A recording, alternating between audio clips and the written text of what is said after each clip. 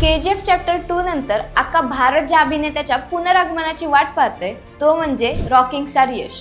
पण यशचा आगामी चित्रपट टॉक्सिक फक्त एक गँगस्टर ड्रामा नाहीये, तर त्यामागे एक मोठं रहस्य दडलंय आणि ते रहस्य गोव्याशी जोडलेलं आहे. टॉक्सिक चित्रपटाची कथा गोव्याच्या त्या काळावर आधारित आहे जो काळ इतिहासाच्या पानांवर कुठेतरी हरवलाय. 1940 ते 1970च्या दशकातील गोवा आणि तिथला ड्रग माफिया.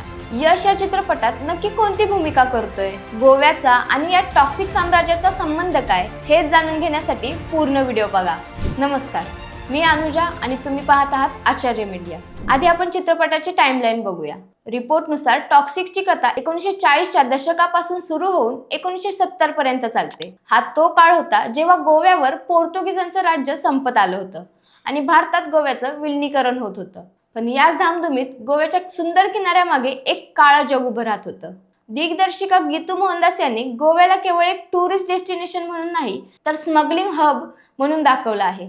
त्या काळातील समुद्राचे मार्ग आणि तिथे चालणारा अवैध व्यापार या चित्रपटाचा मुख्य कणा आहे, असं काही वेबसाईट कडून बोललं जातंय. चित्रपटाच्या टीजर मध्ये आपण पाहिलं की यश एका दफनभूमीत उभा आहे. गोव्यातील जुनी चर्च आणि तिथली ख्रिश्चन संस्कृती या चित्रपटाच्या व्हिज्युअल्स मध्ये मोठ्या प्रमाणात बघायला मिळणार आहे. यश या चित्रपटात राया नावाचे पात्र साकारतोय. टीजर मध्ये त्याचा लुक पहा. लांब दाढी, तोंडात सिगार, हातात बंदूक आणि डोळ्यावर गॉगल असा किलर लुक. हा राया गोव्यात आपलं साम्राज्य कसा उभं करतो हीच या चित्रपटाची खरी टॉक्सिक कथा आहे.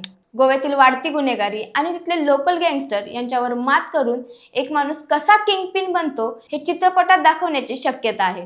काही रिपोर्टनुसार यश या चित्रपटात डबल रोल करू शकतो, ज्याचा एक भाग गोव्याच्या इतिहासाशी जोडलेला असेल. गोव्याच्या किनाऱ्यावर होणारी शस्त्रास्त्रांची आणि अंमली पदार्थांची तस्करी रोखण्यासाठी किंवा ती चालवण्यासाठी राया कोणती पावलं उचलतो हे पाहणं रंजक ठरेल. गोव्याच्या या खेळात यश एकटाच नाहीये, त्याच्यासोबत नयनतारा, कियारा आडवाणी, हुमा कुरेशी आणि तारा सुतार यासारख्या तगड्या अभिनेत्री आहेत. असं म्हटलं जातंय की नयनतारा या चित्रपटात यशच्या बहिणीची भूमिका साकारतायत, जी गोव्याच्या या गुन्हेगारी जगात महत्वाची भूमिका बजावतायत. चित्रपटाचं बजेट 200 ते 300 कोटींच्या घरात आहे. गोव्याचा 1940चा काळ उभारण्यासाठी मोठे सेट्स उभारण्यात आले आहेत. म्हणजेच आपल्याला पुन्हा एकदा लार्जर दॅन लाईफ अनुभवायला मिळेल. टॉक्सिक आणि गोव्याचं हे कनेक्शन केवळ लोकेशन पुरतं मर्यादित नाही, तर ते तिथल्या रक्ताळलेल्या इतिहासाशी जोडलं गेलं आहे. त्यात अजून एक इंटरेस्टिंग गोष्ट म्हणजे 19 मार्चला धुरंधरचा पार्ट 2 आणि टॉक्सिक दोन्ही एकाच दिवशी रिलीज होणार आहे. त्यामुळे बॉलिवूडच्या इतिहासातील सर्वात मोठा क्लॅश मानला जातोय. दोन्ही चित्रपटांच्या निर्मात्यांनी तारीख बदलण्याचा कोणत्याही चर्चेला दुजारा दिलेला नाही. एकीकडे धुरंधरच्या पहिल्या भागाला मिळालेला ग्रँड सक्सेस आणि दुसरीकडे सुपरस्टार यशचं 4 वर्षानंतर मोठ्या पडद्यावर झळकणं, या दोन्ही गोष्टीची पर्वणीच म्हणावी लागेल. आता प्रेक्षक यावेळी यशस्वीतेची माळ कोणाच्या गळ्यात घालणार हे बघणं रंजक ठरेल.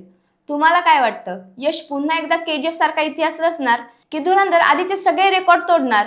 हे आम्हाला कमेंट करून नक्की सांगा आणि अशाच व्हिडिओसाठी आचार्य मीडियाला सबस्क्राईब करा.